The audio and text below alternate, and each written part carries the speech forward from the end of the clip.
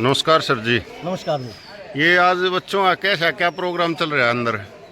भारत सरकार के द्वारा सभी स्कूलों में हाँ जी। युवा संसद का आयोजन कराया जा रहा है हाँ और जी। आज खंड खरखोदा में इसका आयोजन है। आप आज मटिंडू स्कूल में हमारे बच्चों के द्वारा देखेंगे किस तरह से युवा संसद के अंदर कार्रवाई होती है। पक्ष और विपक्ष दोनों ही आप जब अंदर जाके देखेंगे तो आपको सारी की सारी समझ में आएगी और युवाओं को इसके प्रति जागरूक करने का हमारा उद्देश्य है। ठीक है सर।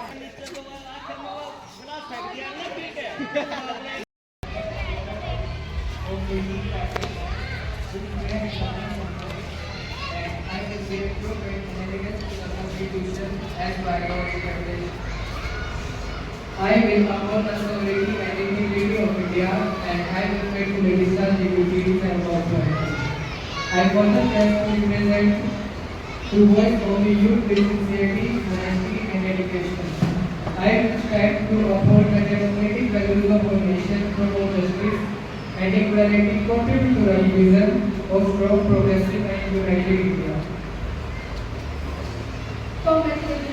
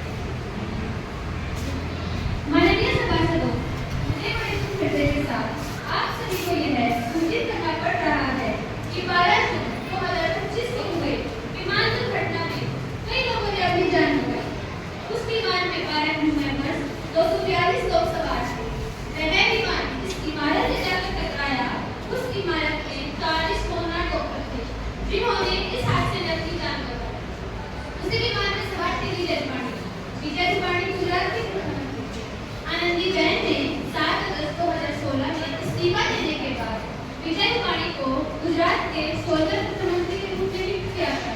उनकी राजनीतिक छवि, वर्षों की सेवा और पट्टिकाधारी शासन को स्वीकार किया गया। उनकी यात्रा आरएसएस में शुरू की गई और बाद में भाजपा के उनकट्टी में जनता में शामिल हो गई। 1960 में उनका परिवार राजकोट भारत आकर बस गया। उन्होंने एक नवनिर्माण आंदोलन में भाग लिया जो आपातकाल के दौरान भ्रष्टाचार के खिलाफ एक आंदोलन था। उनके निधन से पूरे देश और समाज में युग का अंत हो गया है। मैं सदन की ओर से अपने पूर्व साथी के निधन पर और जिन लोगों ने इस हादसे में अपनी जान गंवाई उनकी आत्मा की शांति की कामना करती हूँ तथा उन्हें भावभीनी श्रद्धांजलि अर्पित करती हूँ। माननीय अध्यक्ष महोदय, व्यक्ति चला जाता है लेकिन व्यक्ति का व्यक्तित्व हमेशा साथ रहता है। जैसे विजय रूपाणी जी भले ही हमारे बीच नहीं है लेकिन उनके संघर्ष और विचार हमेशा हमारे बीच रहेंगे। विजय रूपाणी जी एक बहुत ही जनप्रिय नेता थे जिन्होंने गरीबों से जुड़कर अपनी जिंदगी गुजारी। उनका योगदान था। उनका जाना राजनीति में खाई है जिसका भरा जाना मुश्किल है। उन्होंने सांप्रदायिक ताकतों के खिलाफ डटकर मुकाबला किया। उन्होंने हिंदू मुस्लिम भाईचारे को आगे बढ़ाया। हमें उनसे सीखना चाहिए। उनका राजनीति में आना राजनीति के प्रति विश्वास को दर्शाता है। उनका निधन हमारे लिए एक अपूर्णीय क्षति है। मैं अपनी और अपने दल की ओर से दिवंगत आत्मा की शांति की प्रार्थना करता हूँ और शोक संतप्त परिवार के प्रति अपनी हार्दिक संवेदना व्यक्त करता हूँ। आदरणीय अध्यक्ष महोदय जी, मैं श्री विजय रूपाणी के निधन पर गहरा शोक प्रकट करता हूँ। उनके रूप में देश ने एक शानदार बेटा खो दिया। वे एक योग्य राजनीतिज्ञ होने के साथ साथ एक महान साहित्यकार और एक सामाजिक कार्यकर्ता भी थे। मैं उस महान आत्मा को सर तक नमन करता हूँ और अपने दल की ओर से श्रद्धांजलि अर्पित करता हूँ। सभी सदस्यगण अपना गहरा शोक प्रकट करने के लिए कुछ क्षण के लिए मौन धारण करेंगे।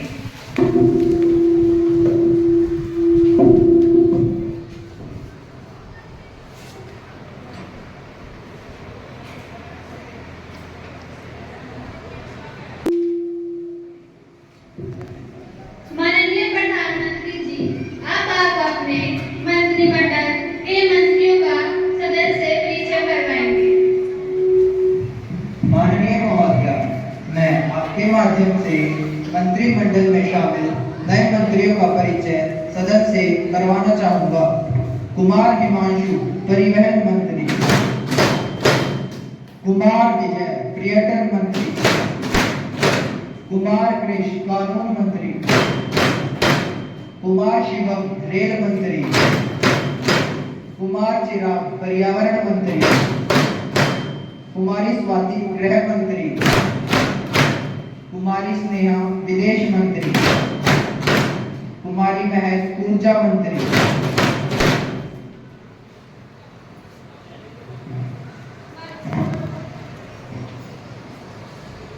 माननीय सभासदों, मुझे आपको यह सूचना देते हुए अपार हर्ष हो रहा है कि हमारे पड़ोसी मित्र बांग्लादेश के मुख्य सलाहकार मोहम्मद यूनिस एक शिष्टमंडल के साथ हमारे बीच पधारे हैं। इस समय वे भारत के दौरे पर हैं। उनका यह दौरा दक्षिण एशिया क्षेत्र में राजनीतिक और आर्थिक संकट, आतंकवाद और सैन्य तख्तापलट की पृष्ठभूमि में हो रहा है। भारत और बांग्लादेश के बीच अर्थनीति, राजनीतिक इतिहास और धर्म में आदि समानताएं हैं। दोनों देशों के बीच पुराने दोस्ताना संबंध हैं। हम इन संबंधों को तरोताजा कर रहे हैं। आगे भी हम सहयोगी बनकर कार्य करते रहेंगे।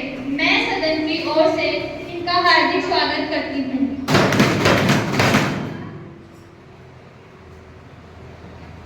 अब प्रश्नकाल आरंभ होता है। माननीय महासचिव जी, प्रश्नकाल से संबंधित संपूर्ण विवरण सम्मानित सदस्यों के पटल पर प्रस्तुत करवाया जाए। अध्यक्ष महोदय जी, प्रश्नों की सूची वितरित करवाई जा रही है।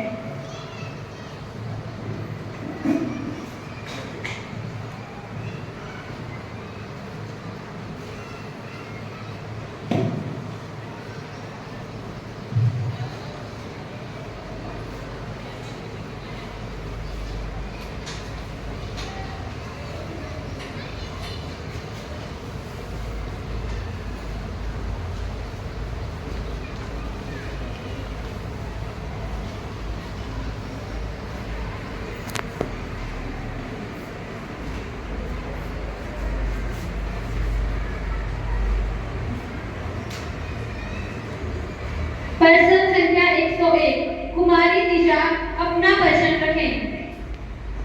अध्यक्ष महोदय, मैं सिर्फ पंक्तियों से अपनी बात शुरू करूंगी। हर जमाने फितरत तेरी कमाल है, बढ़ती महंगाई का ना कोई हल। सुबह शाम तक पसीना बहाता है, सुबह शाम तक पसीना बहाता है, उस मजदूर की मजदूरी पर सवाल है। माननीय अध्यक्ष महोदय जी, मैं यह कहना चाहती हूँ कि हमारी सभी चीजें महंगी, जैसे दूध, दही, आटा, एलपीजी सिलेंडर, पेट्रोल आदि। तो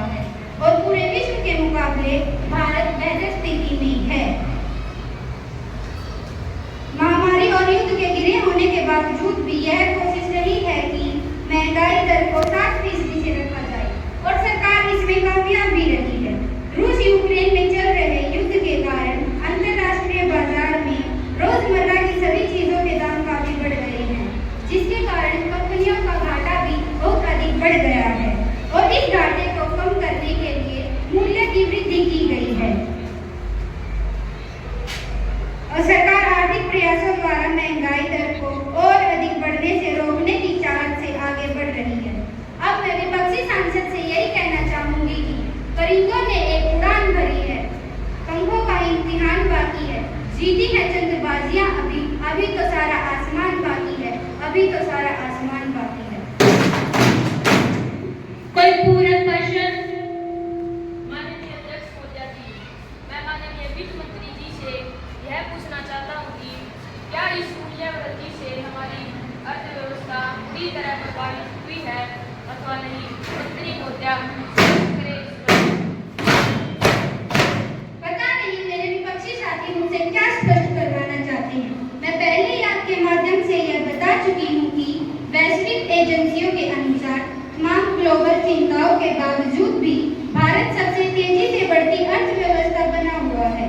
अर्थव्यवस्था के मोर्चे पर भारत को बड़ी सफलता मिली है। ब्रिटेन को पछाड़कर भारत 2024-25 में अब दुनिया की 5वीं से 4थी सबसे बड़ी अर्थव्यवस्था बन गया है। यह गणना अमेरिकी डॉलर के आधार पर की गई है। इसके अलावा अंतर्राष्ट्रीय मुद्रा कोष के अनुसार जीडीपी के आंकड़ों के आधार पर भारत ने पहली तिमाही में भी अपनी बढ़त और मजबूत कर ली है। प्रश्न संख्या 102 कुमार वंश अपना प्रश्न रखें। धन्यवाद अध्यक्ष महोदया जी, जो आपने मुझे बोलने का अवसर दिया। मैं आपके माध्यम से माननीय गृह मंत्री जी से 22 अप्रैल 2025 को हुए आतंकी हमले के बारे में जानकारी प्राप्त करना चाहता हूँ कि इस हमले में 26 लोग मारे गए। सरकार ने उनकी मदद के लिए क्या कदम उठाए? गृह मंत्री जी माननीय अध्यक्ष महोदय जी, मैं आपके माध्यम से विपक्षी सांसद को बताना चाहूंगी कि धनराशि नुकसान की भरपाई नहीं कर सकती, परंतु निर्दोष नागरिकों के खिलाफ इस हमले से सरकार बहुत दुखी है। इसके लिए सरकार ने बहुत से कदम उठाए हैं। गरीब परिवार के नागरिकों को 10 लाख रुपए दे रही है वह सरकारी नौकरी, गंभीर घायल लोगों को 2 लाख रुपए और कम घायलों को 1 लाख रुपए देने की घोषणा की। इसकी घोषणा करते हुए जम्मू कश्मीर के मुख्यमंत्री महमूद अब्दुल्ला ने इंस्टा में एक पोस्ट पर कहा हम इस हमले के लिए कड़ा कदम उठाएंगे। सरकार इसके लिए बेहद गंभीर है। उन्होंने कहा हम तब तक चैन से नहीं बैठेंगे जब तक हम इस हमले के पीछे के आतंकवादियों को न्याय के कटघरे में नहीं लाया जाता।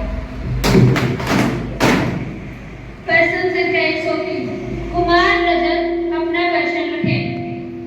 माननीय अध्यक्ष महोदया जी, पड़ोसी देश श्रीलंका पिछले कुछ समय से गंभीर आर्थिक संकट से जूझ रहा था।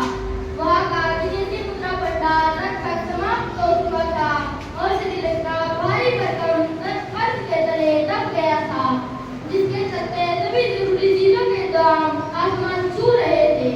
आलम यह है कि केवल एक कप चाय के लिए लोगों को 100 रुपए देने पड़ रहे थे। तो मैं माननीय विदेश मंत्री जी से यह पूछना चाहूँगा कि ऐसी स्थिति में जब भारतीय जनता त्राही कर रही थी, तब भारत सरकार ने श्रीलंका की जनता की क्या कदम उठाए?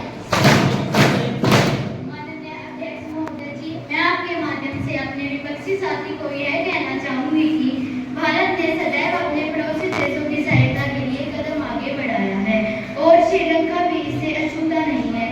और आर्थिक संकट कर रहे श्रीलंका के लिए भारत सबसे मददगार देश साबित हुआ है।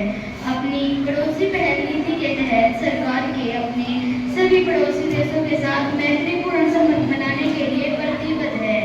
इस नीति के तहत भारत श्रीलंका की आर्थिक सहायता करना जारी रखता है और चुनौतियों पर काबू पाने में उसका समर्थन करता है। सरकार ने श्रीलंका को भारत से ईंधन आयात करने के लिए 500 मिलियन अमेरिकी डॉलर की ऋण सहायता दी। इसके अलावा सरकार ने भारत से भोजन, दवाइयाँ और अन्य आवश्यक वस्तुओं की खरीद के लिए भी ऋण सुविधा प्रदान की। इसके अतिरिक्त लगभग 6 करोड़ रुपए की आवश्यक दवाइयाँ उपहार में देकर मानवीय सहायता भी प्रदान की गई।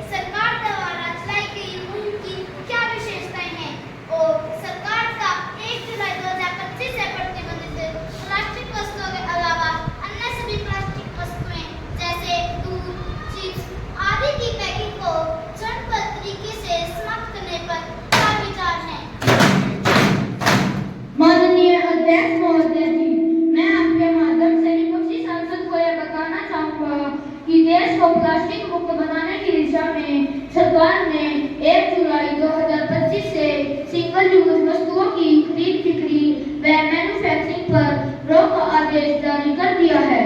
इसके अलावा सरकार ने पॉलीथीन बैग की मोटाई 50 माइक्रोन से बढ़ाकर 120 माइक्रोन कर दी है। सिंगल यूज प्लास्टिक पर प्रतिबंध पर प्रकृति के 3 वीडियो 19 भाषाओं में बनाए एवं अनुवाद किए गए हैं।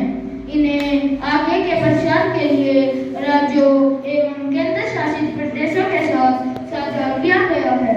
जिन वस्तुओं पर प्रतिबंध लगाया गया है उनकी पहचान रसायन विभाग द्वारा गठित एक विशेष समिति की सिफारिशों के आधार पर की गई है। केंद्र सरकार विभिन्न केंद्रीय मंत्रालयों और सरकारी एजेंसियों के माध्यम से प्लास्टिक अपशिष्ट प्रबंधन और सिंगल यूज प्लास्टिक पर उन्मूलन पर जागरूकता पैदा करने में शामिल रही है। 5 अप्रैल 2025 को नागरिकों के बीच जन आंदोलन चलाने के लिए माय गवर्नमेंट प्लेटफॉर्म पर स्वच्छ भारत, हरित भारत, ग्रीन प्लेस पर एक ई प्रतिज्ञा भी शुरू की गई है। प्रश्न संख्या 105 कुमारी वर्षा अपना प्रश्न रखें। माननीय अध्यक्ष महोदय जी, भारत एक कृषि प्रधान देश है। किसान दिन रात मेहनत करके अनाज उगाता है ताकि पूरे देश का पेट भरा जा सके। फिर भी हमारे देश में किसानों की स्थिति अच्छी नहीं है। उन्हें न जाने कितनी समस्याओं से जूझना पड़ता है। उनकी सबसे बड़ी समस्या तो यह है कि उन्हें अपनी फसल का सही मूल्य ही नहीं मिलता। दूसरा, ग्रामीण इलाकों में अच्छे भंडारण की कमी है।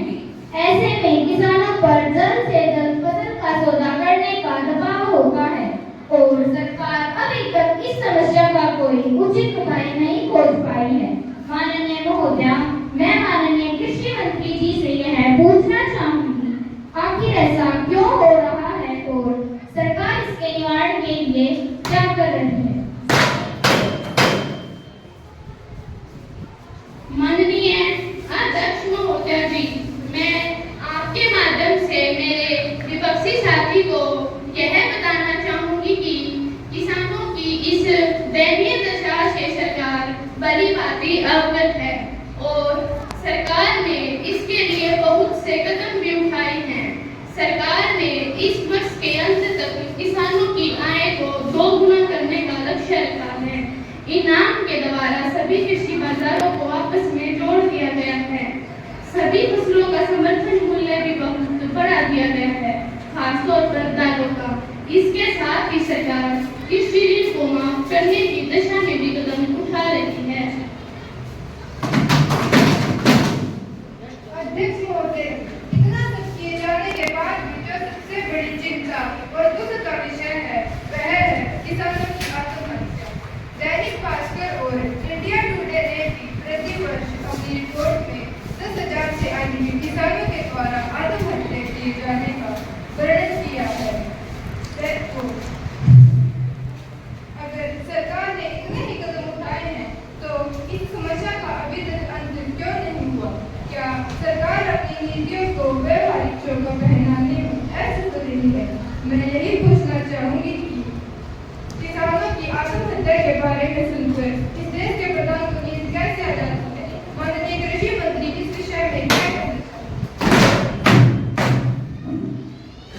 अध्यक्ष महोदय जी, किसानों द्वारा आत्महत्या करना देश के लिए बड़ा दुखदायी है और किसानों की आत्महत्या करने का सबसे बड़ा कारण है फसल खराब होना, जिसके कारण वे रोजगार में फंसते चले जाते हैं। इसके लिए सरकार के द्वारा प्रधानमंत्री फसल बीमा योजना शुरू की गई है। इसके अंतर्गत बुआई से पहले और बाद में कभी भी प्राकृतिक आपदा आने से फसल नष्ट होने पर मुआवजा दिया जाएगा। इसके साथ ही अनौपचारिक ऋण बाजारों को विनियमित करने के लिए भी प्रयास किए गए हैं। अगर दुर्भाग्यवश कोई किसान आत्महत्या करता है तो उसके बच्चों को मुफ्त शिक्षा देने का भी प्रावधान किया गया है। सरकार ने इस विषय में बहुत से कदम भी उठाए हैं, परंतु किसी चीज सरकार इस समाधान के लिए बस प्रयास कर रही है और करती रहेगी। प्रश्न संख्या 106 कुमार वंश अपना प्रश्न रखें। माननीय अध्यक्ष, भारतीय रेल एशिया का दूसरा बड़ा रेलवे नेटवर्क है, लेकिन धीरे धीरे इस रेलवे नेटवर्क को निजी हाथों में सौंपे जाने की तैयारी चल रही है। अभी कुछ समय पहले ही 23 रेलवे स्टेशनों को निजी नीलामी के माध्यम से निजी हाथों में सौंप दिया गया। भोपाल का स्थित अलीगंज रेलवे स्टेशन को पूरी तरह से निजी कंपनियों को दे दिया गया है। 55 वर्ष की उम्र पूरी करने वाले रेलवे कर्मचारियों को जबरदस्ती रिटायरमेंट दी जा रही है। ऐसा करने से बेरोजगारों की बहुत खड़ी हो जाएगी। तो मैं आपके माध्यम से माननीय रेल मंत्री जी से यह पूछना चाहूंगा कि सरकार लोगों को रोजगार देने की बजाय उनसे रोजगार क्यों छीन रही है। रेल मंत्री जी